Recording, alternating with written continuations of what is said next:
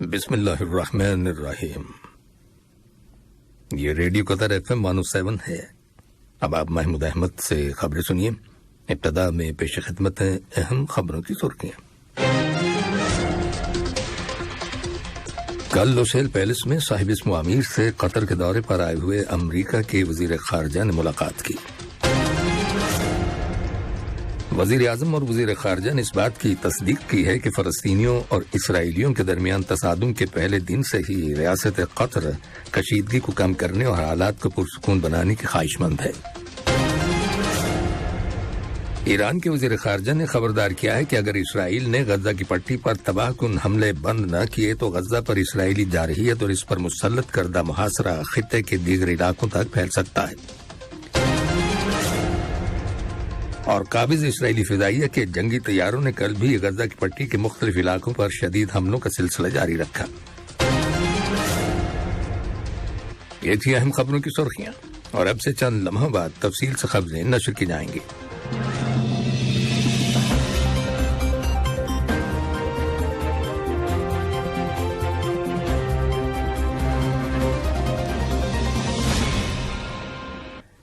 لیجیے اب آپ تفصیل سے خبریں سنیے۔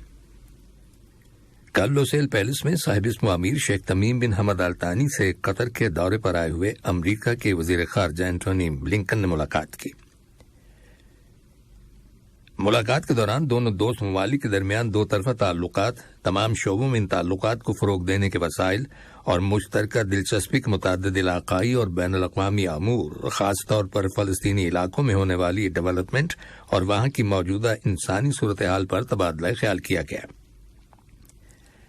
صاحب اسم امیر نے بات چیت کے دوران خطے میں کشیدگی میں کمی، امداد اور انسانی ہمدردی کی کوششوں کے لیے غزہ میں محفوظ راہداری کھولنے اور اس بات کو یقینی بنانے کی کوششوں کی اہمیت پر زور دیا کہ موجودہ تنازع علاقائی سطح پر پھیلنے سے بچ جائے۔ صاحب اسم امیر نے عام شہریوں کو نشانہ بنانے کی مذمت کے قطر کے مضبوط موقف پر بھی زور دیا۔ اس ملاقات میں وزیر اعظم اور وزیر خارجہ شیخ محمد بن عبد الرحمن بن جاسم آل ثانی نے بھی شرکت کی۔ وزیر اعظم اور وزیر خارجہ شیخ محمد بن عبد الرحمن بن جاسم آل ثانی نے اس بات کی تصدیق کی ہے کہ فلسطینیوں اور اسرائیلیوں کے درمیان تصادم کے پہلے دن سے ہی ریاست قطر کشیدگی کو کم کرنے اور حالات کو پرسکون بنانے کی خواہش مند ہے۔ انہوں نے خون ریزی کو روکنے اور اس خطے کو تشدد کے ایک وسیع سائیکل میں پھنسنے سے روکنے کے لیے جنگ کے مکمل خاتمے کی ضرورت پر زور دیا ہے، جس کی قیمت اس خطے کے عوام کو ادا کرنا پڑتی ہے جو جنگوں اور تنازعات سے تھک چکے ہیں۔ کل شام قطر کے دورے پر آئے ہوئے امریکہ کے وزیر خارجہ اینٹونی بلنکن کے ساتھ ایک پریس کانفرنس کے دوران وزیر اعظم اور وزیر خارجہ نے کہا کہ ریاست قطر کی ترجیحات میں اپنی سفارتی کوششوں کے ذریعے فوری جنگ بندی، شہریوں کی حفاظت، قیدیوں کی رہائی اور کشیدگی کو کم کرنا شامل ہے، بصورت دیگر خطے میں تصادم اور تشدد میں اضافے کے نتیجے میں سنگین نتائج برآمد ہو سکتے ہیں۔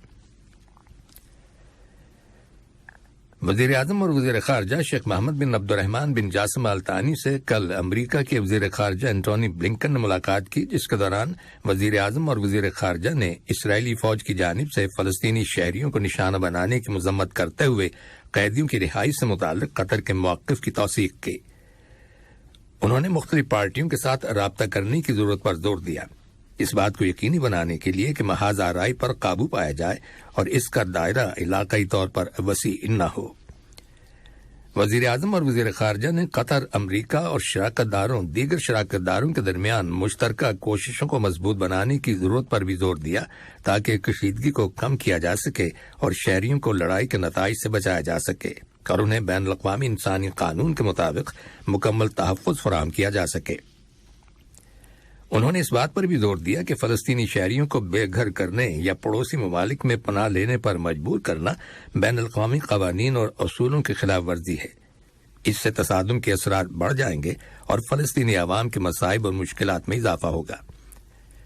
انہوں نے اس بات پر بھی زور دیا کہ خطے میں پائیدار امن کے حصول کی واحد ضمانت مسئلہ فلسطین کا منصفانہ اور جامع حل تلاش کرنا، فلسطینی عوام کے حقوق کی بحالی اور سن 1967 کی سرحدوں کے مطابق فلسطینیوں کی ایک آزاد اور خود مختار ریاست کے قیام کو یقینی بنانا ہے، جس کا دارالحکومت مشرقی بیت المقدس ہوگا۔ کل وزیر اعظم اور وزیر خارجہ شیخ محمد بن عبد الرحمن بن جاسم آل ثانی کو سعودی عرب کے وزیر خارجہ شہزادہ فیصل بن فرحان بن عبداللہ آل سعود، سلطنت عمان کے وزیر خارجہ بدر بن حمد بن حمود البوسیدی، جمہوریہ ترکی کے وزیر خارجہ حاکان فیدان اور اقوام متحدہ کے سیکرٹری جنرل انطونیو گٹرس کی جانب سے ٹیلی فون کالز موصول ہوئی۔ ان تمام فون کالز کے دوران اسرائیل اور فلسطینی علاقوں کی تازہ ترین صورتحال اور کشیدگی کو کم کرنے کے طریقوں پر تبادلہ خیال کیا گیا۔ بات چیت کے دوران وزیر اعظم اور وزیر خارجہ نے شہریوں کو نشانہ بنانے، بالخصوص خواتین اور بچوں کو شہید کرنے اور اجتماعی سزا کی اسرائیلی پالیسی کی مذمت کرتے ہوئے انسانی ہمدردی کے تحت امداد پہنچانے کے لیے راہداریوں کو کھولنے کی ضرورت پر زور دیا تاکہ اسرائیلی بمباری کی زد میں آنے والے فلسطینی بھائیوں تک امداد پہنچائی جا سکے۔ انہوں نے اقوام متحدہ کے سیکرٹری جنرل کے ساتھ گفتگو کے دوران راہداریوں کو کھولنے کے حوالے سے اقوام متحدہ کے کردار کی اہمیت پر زور دیا۔ ورلڈ ہیلتھ آرگنائزیشن WHO کی علاقائی کمیٹی برائے مشرق بحیرہ روم نے اپنا 71واں اجلاس آئندہ سال 2024 میں 14 سے 17 اکتوبر تک قطر میں منعقد کرنے کا فیصلہ کیا ہے۔ یہ پہلا موقع ہے کہ قطر علاقائی کمیٹی کے اجلاس کی میزبانی کرے گا۔ اس اجلاس کی میزبانی کے لیے قطر کا انتخاب علاقائی کمیٹی کے 17ویں اجلاس کے اختتام پر کیا گیا، جو اس ماہ اکتوبر کی 9 تاریخ سے 12 اکتوبر تک قاہرہ میں منعقد ہوا۔ وزیر صحت ڈاکٹر حنان محمد الکواری نے اس اجلاس میں شریک قطر کے وفد کی قیادت کی۔ یہ خبریں ریڈیو قطر FM 107 سے نشر کی جا رہی ہیں۔ ایران کے وزیر خارجہ حسن امیر عبد النہیان نے خبردار کیا ہے کہ اگر اسرائیل نے غزہ کی پٹی پر تباہ کن حملے بند نہ کیے تو غزہ پر اسرائیلی جارحیت اور اس پر مسلط کردہ محاصرہ خطے کے دیگر علاقوں تک پھیل سکتا ہے۔ ایران کے وزیر خارجہ نے کل دارالحکومت بیروت میں لبنان کے نگران وزیر اعظم نجیب میقاتی کے ساتھ ملاقات کے بعد کہا کہ جو چیز ایران کے لیے اہم ہے وہ لبنان کی سلامتی اور وہاں پر امن کا قیام ہے۔ انہوں نے حالات کا جائزہ لینے کے لیے خطے کے ملکوں کے رہنماؤں کا اجلاس بلانے کی تجویز پیش کی۔ وزیر اعظم نجیب میقاتی نے بھی لبنان کے تحفظ کے لیے تمام فریقوں کی طرف سے سفارتی کوششوں کو تیز تر کرنے کی ضرورت پر زور دیا۔ ملاقات کے دوران دو طرفہ تعلقات، علاقائی اور بین الاقوامی صورتحال اور جنوبی لبنان اور غزہ کی تازہ ترین ڈیولپمنٹ کے بارے میں تبادلہ خیال کیا گیا۔ ترکی کے صدر رجب طیب اردوغان اور فرانس کے صدر ایمانوئل میکرون کے درمیان کل ٹیلی فون رابطہ ہوا، جس کے دوران اسرائیل فلسطین کشیدگی کے نتیجے میں پیدا ہونے والی انسانی صورتحال اور جنگ بندی کو یقینی بنانے کے لیے ضروری کوششوں اور اقدامات پر تبادلہ خیال کیا گیا۔ ترکی کے ایوان صدر سے جاری ہونے والے ایک بیان کے مطابق اردوغان نے مغربی ممالک سے مطالبہ کیا ہے کہ وہ ایسے اقدامات کریں جن سے فلسطین میں فوری طور پر کشیدگی کم ہو اور ایسے اقدامات سے گریز کیا جائے جو امن کے لیے نقصان دہ ہوں۔ ترکی کے صدر نے غزہ کی پٹی میں معصوم شہریوں کے خلاف انسانی حقوق کی خلاف ورزیوں کو مسترد کرتے ہوئے غزہ کے ان شہریوں تک امداد پہنچانے کے لیے ترکی کی کوششوں پر زور دیا جو اس وقت شدید اسرائیلی بمباری کی زد میں ہیں۔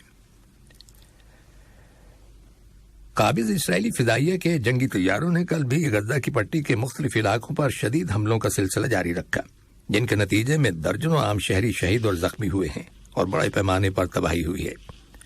جنگی طیاروں کی بمباری سے فلسطینی شہداء اور زخمیوں کی تعداد بڑھتی جا رہی ہے۔ فلسطین کی وزارت صحت کے تازہ ترین اعداد و شمار کے مطابق اب تک 1569 فلسطینی شہید اور 7212 زخمی ہو چکے ہیں۔ وزارت صحت نے بتایا ہے کہ غزہ کی پٹی میں شہید ہونے والے فلسطینیوں میں 50% سے زیادہ بچے اور خواتین شامل ہیں۔ اقوام متحدہ کے ادارے ورلڈ فوڈ پروگرام WFP نے خبردار کیا ہے کہ اسرائیل کی جانب سے علاقے کی مکمل ناکہ بندی کے بعد غزہ کی پٹی کے لیے اہم سپلائی خطرناک حد تک کم ہو رہی ہے۔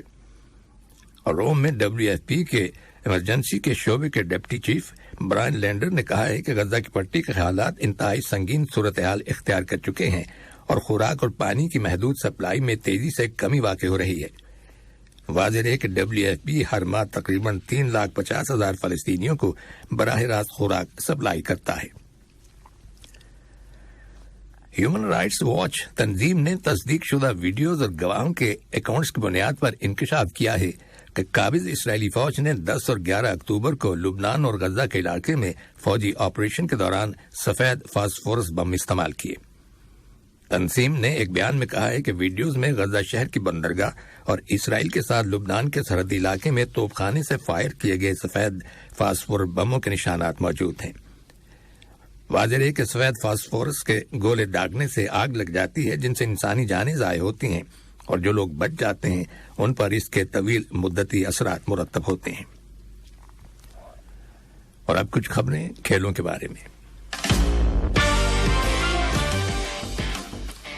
اردن کے دارالحکومت عمان میں کل جمعے کے روز 4 رکنی بین الاقوامی دوستانہ ٹورنامنٹ 2023 سے شروع ہو گیا، جو رواں ماہ اکتوبر کی 17 تاریخ تک جاری رہے گا۔ اس ٹورنامنٹ میں قطر، اردن، ایران اور عراق کی فٹ بال ٹیمیں حصہ لے رہی ہیں۔ اس ٹورنامنٹ کے تحت کل عمان انٹرنیشنل اسٹیڈیم میں قطر اور عراق کی ٹیموں کے درمیان جو میچ کھیلا گیا وہ ڈرا ہو گیا، کوئی بھی ٹیم گول نہ کر سکی۔ اسی ٹورنامنٹ کا دوسرا میچ کل اردن اور ایران کی ٹیموں کے درمیان کھیلا گیا۔ یہ میچ بھی ہار جیت کے فیصلے کے بغیر ختم ہو گیا، کوئی بھی ٹیم گول کرنے میں کامیاب نہ ہو سکی۔ الدوحیل کلب نے اعلان کیا ہے کہ اس نے قطر کی نمبر 1 ٹیم کا تکنیکی انتظام سنبھالنے کے لیے فرانسیسی کوچ کرسٹو گالیٹر کے ساتھ معاہدہ کر لیا ہے۔ کوچ گالیٹر کا نام ان لوگوں میں شامل ہے جنہوں نے فرانسیسی فٹ بال کلبوں کے ساتھ فرانسیسی لیگ کا ٹائٹل جیتنے میں کامیابی حاصل کی ہے۔ انہیں ارجنٹینا کے سابق اسٹرائکر کوچ ہرنان کیسپو کی جگہ ٹیم کا نیا کوچ مقرر کیا گیا ہے۔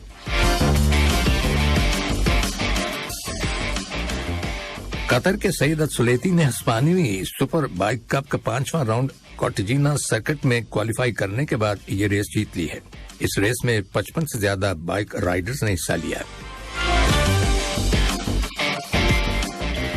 انٹرنیشنل ہینڈ بال فیڈریشن IHF نے اعلان کیا ہے کہ IHF 2023 بیچ ہینڈ بال گلوبل ٹور فائنلز اس سال نومبر کی 3 اور 4 تاریخ کو دوحہ میں ہوں گے۔ دوحہ میں مردوں اور خواتین ونرز کو IHF 2023 بیچ ہینڈ بال گلوبل ٹور چیمپئن کے اعزاز سے نوازا جائے گا۔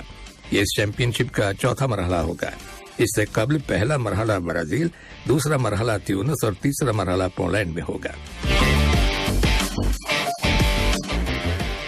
انٹرنیشنل اولمپک کمیٹی OIC کے ایگزیکٹو بورڈ کی جانب سے سن 2028 کے لاس اینجلس گیمز میں کرکٹ کے کھیل کو شامل کرنے کی منظوری کے بعد کرکٹ کی 100 سال سے زیادہ کی اولمپک ایکسائل ختم ہونے کے قریب پہنچ گئی ہے۔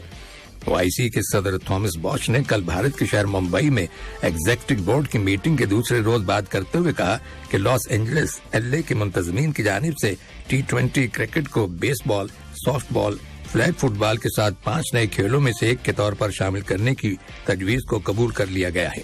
انہوں نے مزید کہا کہ ہم T20 کرکٹ کی بڑھتی ہوئی مقبولیت کو دیکھ رہے ہیں اور ہم سن 2028 میں دنیا کے بہترین کھلاڑیوں کو امریکہ میں خوش آمدید کہنے کے لیے منتظر ہیں۔